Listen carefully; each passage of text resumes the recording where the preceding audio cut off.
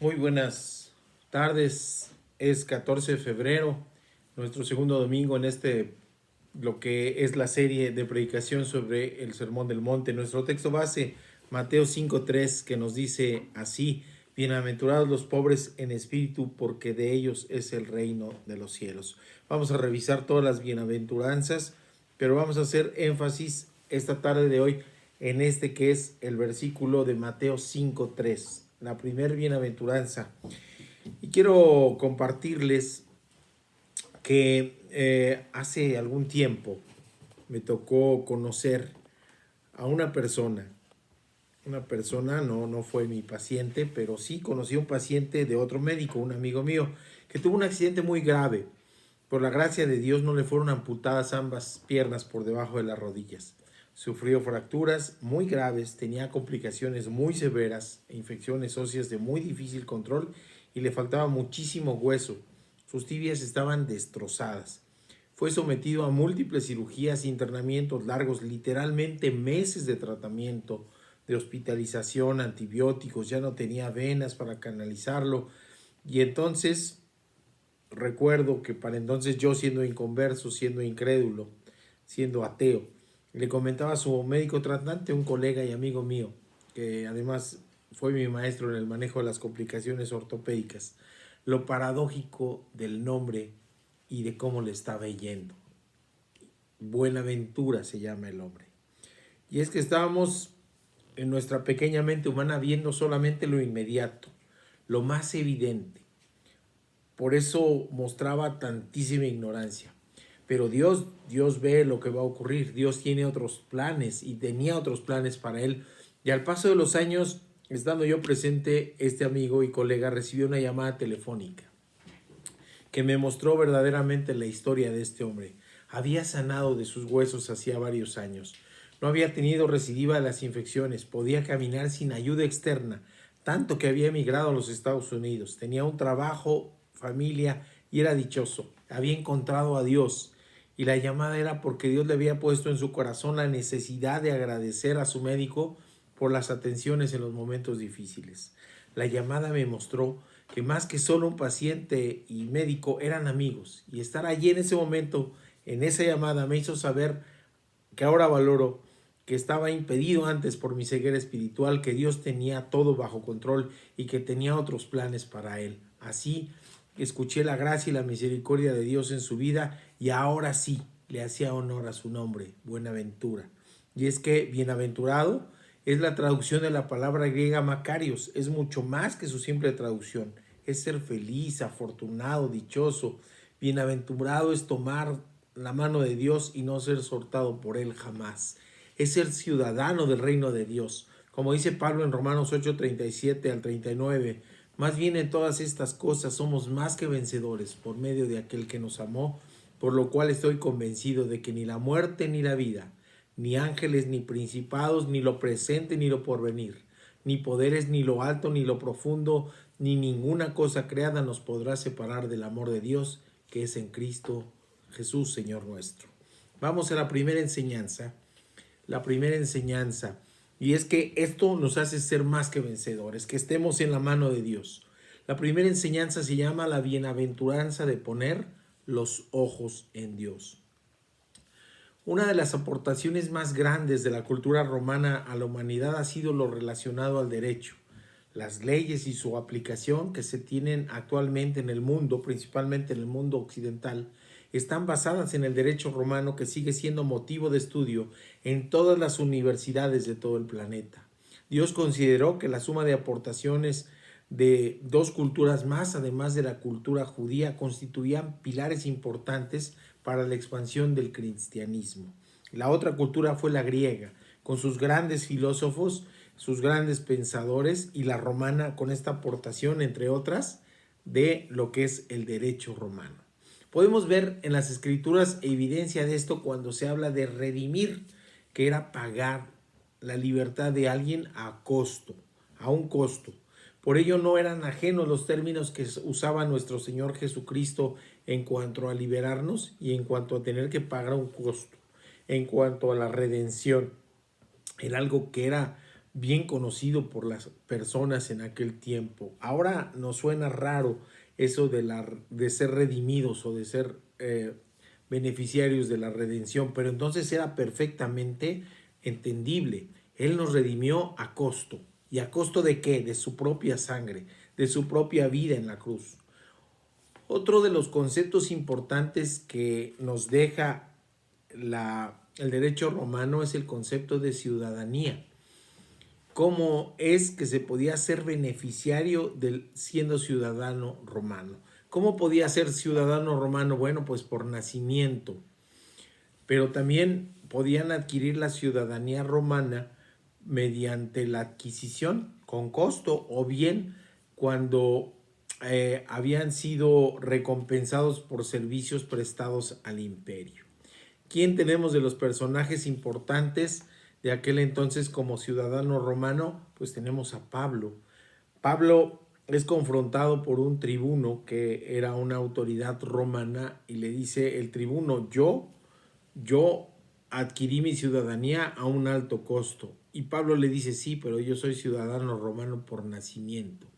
¿Y qué beneficios podía tener siendo un ciudadano romano?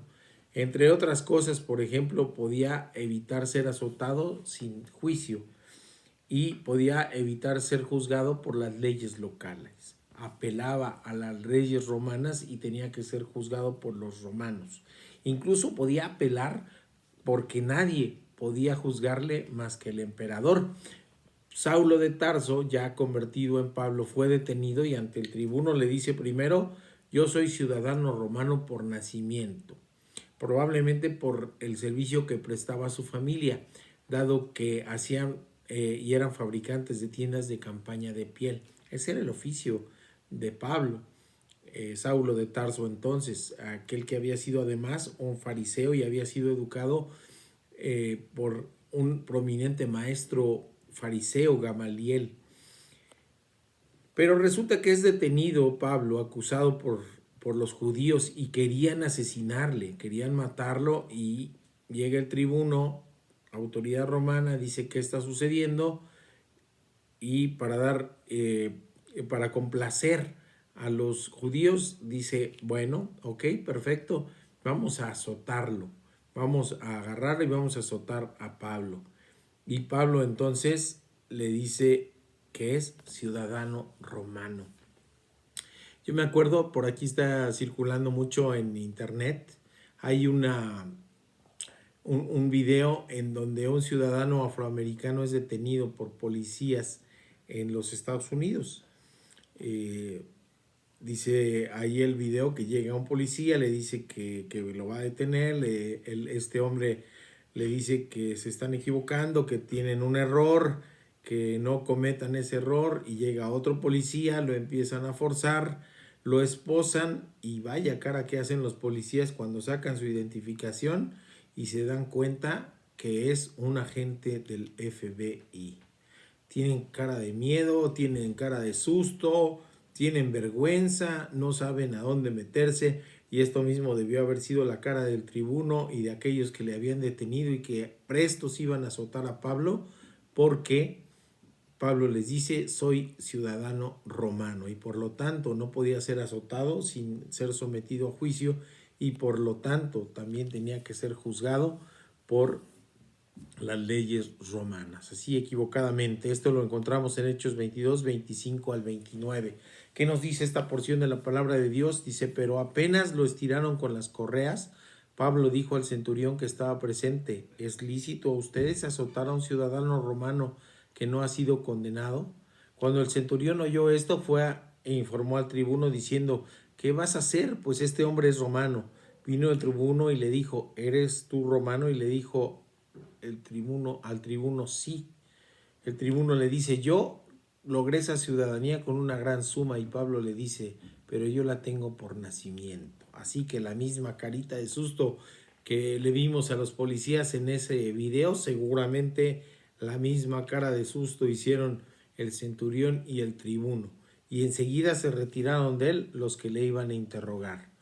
También el tribuno tuvo temor cuando supo que Pablo era ciudadano romano y que le había tenido atado.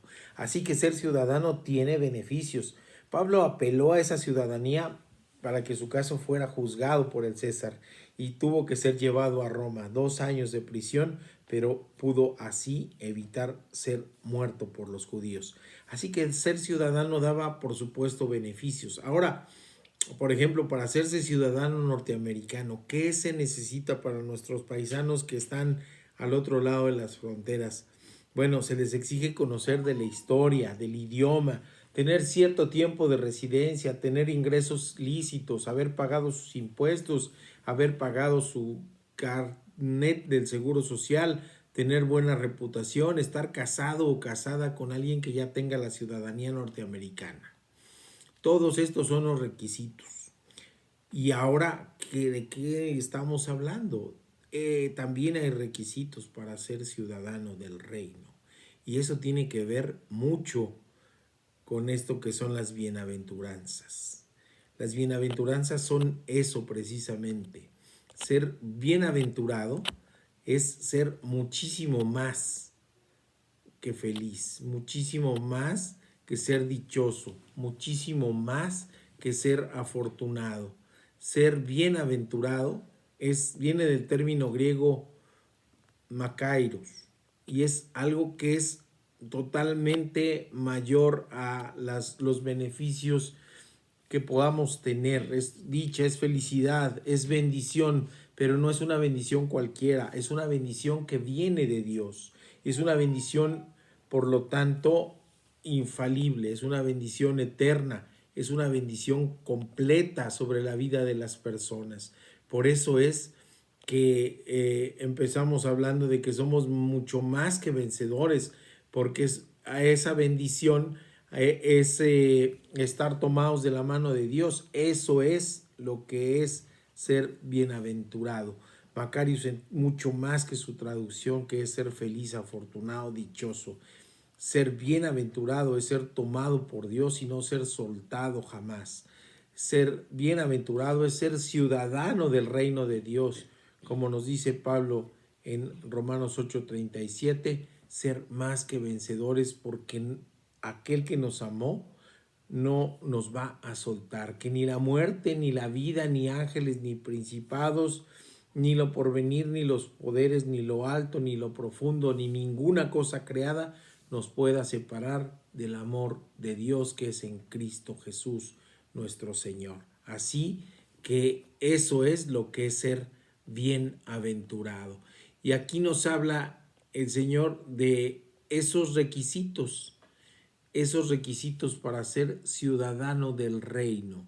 Y estos los podemos encontrar en estos versículos que vamos a estudiar en el transcurso de este año. Ser aventurados es ser pobres de espíritu. El requisito es también tener lágrimas y necesidad de consolación, no porque las lágrimas sean por sí mismas buenas, sino porque buscamos la consolación que viene de Dios. Otro requisito es ser manso. Otro requisito es tener hambre y sed de justicia. Otro más es ser misericordioso. Otro más es tener limpio el corazón. Hacer la paz y haber aceptado pagar el precio de ser perseguidos por causa de la justicia. Son 7 requisitos más uno más que ya es externo, que es cuando los vituren y los persigan, que viene en Mateo 5:11. Así que podemos hablar, así como hablamos de los requisitos para ser ciudadano norteamericano, estas de las bienaventuranzas son los requisitos para ser ciudadanos del reino de Dios. Las bienaventuranzas nos permiten entonces conocer cuál es lo que a Dios le agrada y cuál es lo que a Dios le desagrada, cuál es lo que al Señor le gustaría que fuéramos, como le gustaría que fuéramos, como le gustaría que le respondiéramos, como le gustaría que nos desarrolláramos desde el punto de vista espiritual. Y entonces analizamos, ¿qué es entonces ser pobre de espíritu? ¿Qué es ser pobre de espíritu? Porque es uno de los requisitos, el primero de los que habla el Señor para ser ciudadano del reino. Ser pobre de espíritu es voltear los ojos hacia Dios, saberse necesitado de Dios, que no haya autosuficiencia, que no haya autocomplacencia. No es el decir o el saber o el pensar, ya la hicimos, ya la hice, pensando en que aceptando a Jesús se ha terminado el camino de la santificación. Por el contrario, es un camino que apenas se está iniciando cuando aceptamos a Cristo como nuestro Señor y Salvador. Y entonces necesitamos tomarnos de la mano de Él, no soltarnos, dejarnos guiar para poder ser ciudadanos del reino. Para cumplir estos requisitos y acceder a la ciudadanía se deben poner los ojos en las cosas espirituales, voltear nuestro rostro al cielo, poner nuestros anhelos, nuestros afanes en Dios. Pablo lo explica muy bien en Filipenses 3:20, mas nuestra ciudadanía está en los cielos, de donde también esperamos al Salvador, al Señor Jesucristo. ¿Y cómo es esta espera? Pasiva, por supuesto que no, solo aguardando sin hacer nada, sin beneficio alguno, ni propio ni para los demás, por supuesto que no. Esperar en el Señor es obrar en piedad, y obrar en piedad es buscar el carácter de Cristo, parecernos a Cristo, orar como Cristo, alabar, caminar, llevando palabras de consuelo, el amor de Dios y dispuesto a pagar los costos para tener los beneficios. Es salir de un estado previo que estábamos antes de ser ciudadanos del reino a un nuevo estado. Pablo mismo lo explica, el contraste en Efesios 2:12. Y acuérdense de que en aquel tiempo estaban sin Cristo, apartados de la ciudadanía de Israel y ajenos a los pactos de la promesa, estando sin esperanza y sin Dios en el mundo. Entonces hay contraste, volteemos nuestros ojos, nuestro rostro, nuestra mirada, nuestros anhelos, nuestro corazón para conocer de Dios y pongamos en Él todos nuestros afanes, todos nuestros deseos, es más, todas nuestras angustias, todos nuestros problemas. Reconozcámonos como impotentes de poder resolver por nuestras propias fuerzas.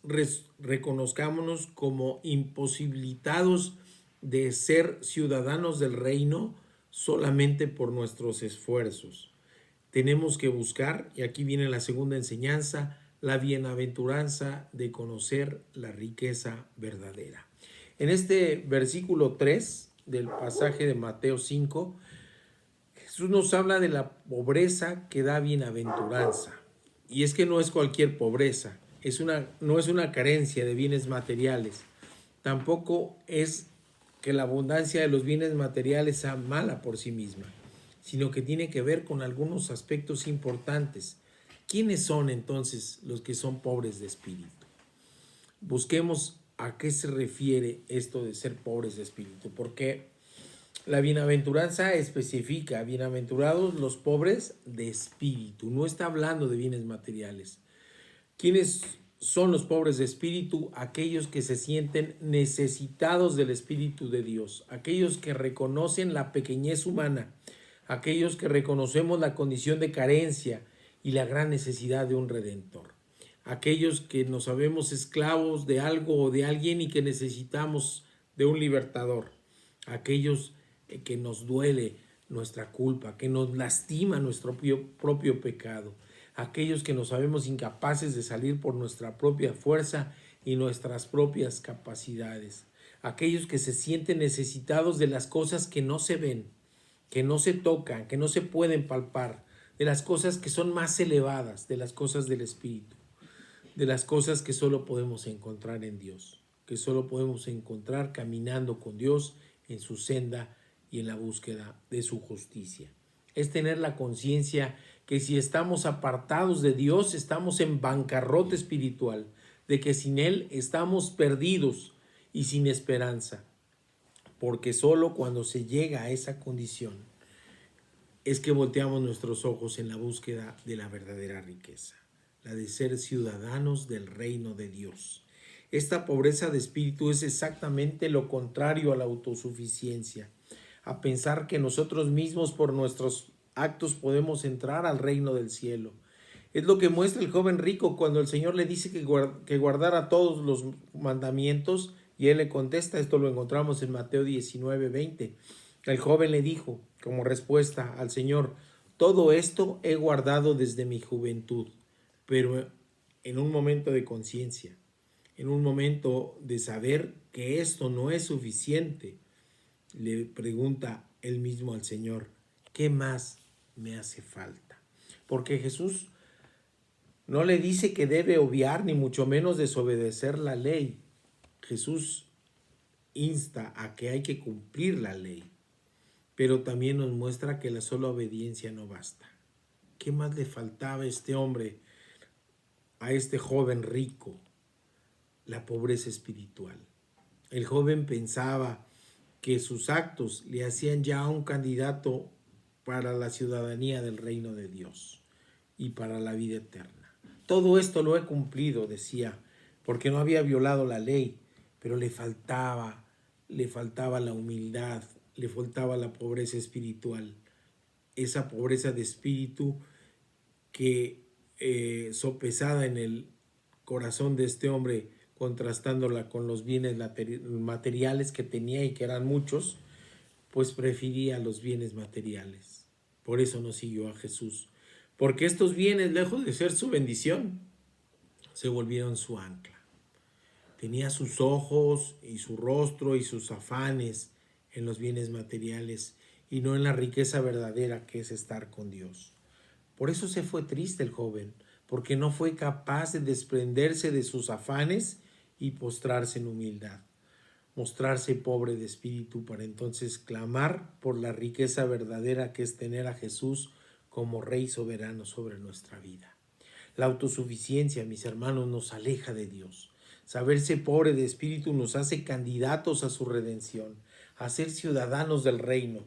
Nuestro Señor Jesús ha buscado la manera de explicar esto de diversas maneras, incluyendo las parábolas para que fueran relatos accesibles para todos.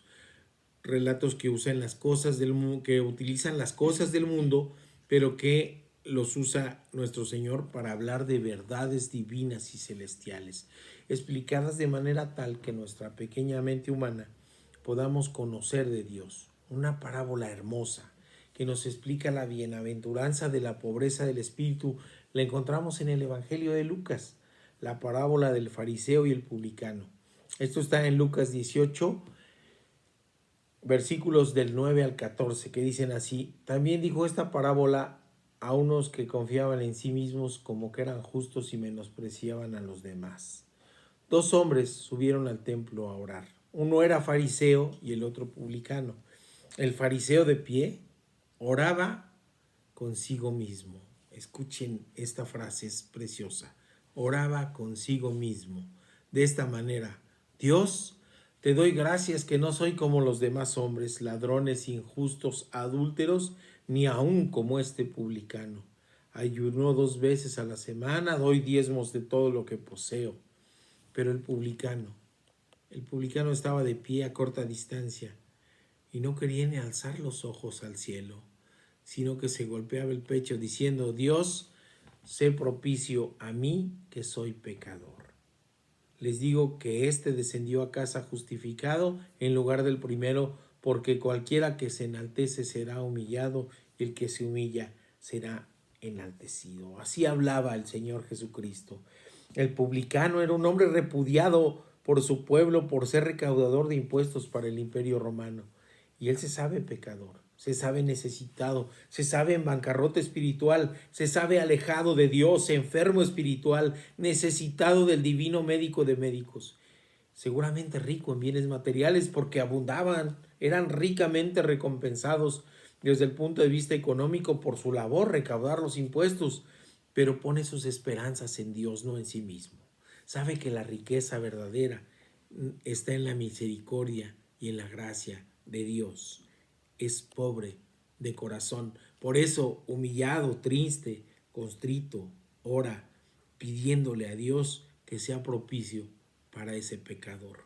Cuando nosotros perdemos conciencia de la naturaleza pecaminosa del ser humano, Cuando nosotros perdemos la perspectiva de que somos salvos por gracia y no por obras, cuando nosotros decimos es que por mi esfuerzo voy a dejar de pecar, en ese momento nos hace falta pobreza de espíritu. Nos creemos autosuficientes, creemos que la salvación es por obras y no por gracia. Y caemos con eso en el legalismo. La gente que es así es extremadamente legalista, dada por enjuzgar a los demás, dada a condenar a los demás, y no ve que le hace falta la pobreza de espíritu de la que nos habla el Señor en este pasaje de Mateo 5:3. Vamos a la tercera enseñanza, la bienaventuranza de saber que el galardón no es de este mundo. Ser pobre de espíritu es conocer que la salvación entonces es por gracia y no por obras. Saber que ser ciudadano del reino no depende de nosotros, sino de Él, el que puede saber y conocer el corazón de las personas, los anhelos y las verdaderas motivaciones, porque Dios analiza, escudriña, diseca para ver a detalle el corazón, la mente, el alma, el espíritu de las personas. Sabe quién ha tenido ya su recompensa en este mundo, pero que desprecia el galardón celestial, desprecia el reino de Dios. Una hermosa reflexión a este respecto la encontramos a lo largo del Salmo número 10. Hay varios puntos que nos ayudan a comprender que el galardón está en el cielo. Nos dice el Salmo 10, versículos 3 y 4, porque el impío se gloria del apetito de su alma y el codicioso maldice y desprecia al Señor. El impío por la altivez de su rostro no le busca, no está Dios en ninguno de sus pensamientos. Es entonces aquí quien está descrito, quien se gloria de sí mismo, quien no tiene pobreza espiritual. Por el contrario, se cree autosuficiente, se gloria a sí mismo, además es codicioso en lo material, es carente de piedad, es altivo. Dios no está en su pensamiento y llega a estar en el pensamiento de estas personas, pero no para alabarlo, no para adorarlo, sino para despreciarlo. Es alguien con una autosuficiencia tal que carece en absoluto de esta pobreza espiritual a la que se refiere nuestro Señor Jesucristo. Y el salmista en este Salmo 10 más adelante se pregunta, y es bien pertinente la pregunta, ¿por qué la gente se porta así? Aquí el salmista nos dice, ¿por qué desprecia el impío a Dios? En su corazón piensa que tú no lo llamarás a cuenta. Pero su palabra, la palabra de Dios, después de la reprensión, después de la exhortación, siempre viene una palabra de esperanza y de consuelo. Por ello es que en este mismo salmo se nos dice ahora lo que es la respuesta de Jehová de los ejércitos, obrando en el corazón de las personas y su oído atento a las oraciones. Nos dice el Salmo 10:17, el deseo de los humildes escuchas, oh Señor, tú dispones su corazón y tienes atento tu oído. Ser pobre de espíritu es incluso rogarle al Señor que nos ponga en el corazón el buscarle, el orarle, el conocerle. Ser pobre de espíritu no es decir, soy tan virtuoso que he decidido acercarme a Dios por mí mismo. No, es orarse, es postrarle, es adorarle y pedirle que incluso la necesidad de Él la ponga Él en nuestro corazón. El conocerle se vuelva indispensable. El conocerle se vuelva tan necesario como el respirar, como el comer, como el beber agua. Juan el Bautista anunciaba la ya muy próxima llegada del reino de Dios, que se concretaba con la llegada del Mesías prometido, y Jesús decía que su reino había llegado con él y que no era de este mundo. El reino de Dios no es de este mundo. Esto queda plasmado en Juan 18:36. El suyo es un reino del Espíritu y cualquiera puede hacerse ciudadano del reino siempre que por fe en Jesús se acceda a su gracia, porque por gracia somos salvos. Podemos empezar a vivir esta vida, las mieles de ser hijos de Dios, tener una comunidad de fe en donde nos gocemos con los otros, en sus triunfos, en sus bendiciones, en donde nos consolemos los unos a los otros, en las dificultades, en los fracasos, en donde nos ayudemos unos a los otros, en donde oremos por los otros, en donde nos edifiquemos como piedras vivas los unos a los otros en el conocimiento de Dios, en alabarle juntos, en adorarle juntos. Esto es una gran bendición. Es el reino de Dios en la tierra, un gran galardón de la verdadera riqueza que no se palpa con las manos, que no se huele, que no se mide, que no se pesa. La riqueza del Espíritu de caminar con Jesús, la riqueza de saberse hijos de Dios y herederos del reino. Así nos habla la carta a los Romanos en la parte final del capítulo 8, porque todos los que son guiados por el Espíritu de Dios, estos son hijos de Dios. Perdón, esto está en Romanos 8:14. Y después continúa, pues no recibieron el espíritu de esclavitud para estar otra vez bajo el temor, sino que recibieron el espíritu de adopción como hijos, en el cual clamamos, Abba, Padre. El Espíritu mismo da testimonio, juntamente con nuestro espíritu, de que somos hijos de Dios. Y somos hijos, también somos herederos, herederos de Dios y coherederos con Cristo, si es que padecemos juntamente con Él, para que juntamente con Él seamos glorificados. Y ese, mis hermanos, ese es el verdadero galardón, ser herederos del reino junto con Cristo. Por eso Jesús le dice bienaventurados a los pobres de espíritu, porque juntamente con Él nos gozaremos de su gloria. Juntamente con Él gozaremos de estar en la presencia del Padre, de sabernos amados aunque no los merezcamos, de sabernos cuidados por el buen pastor y por su gracia. Y para ser pobres de espíritu también tenemos que decir que toda la gloria y toda la honra sea para Cristo y para el Padre Creador.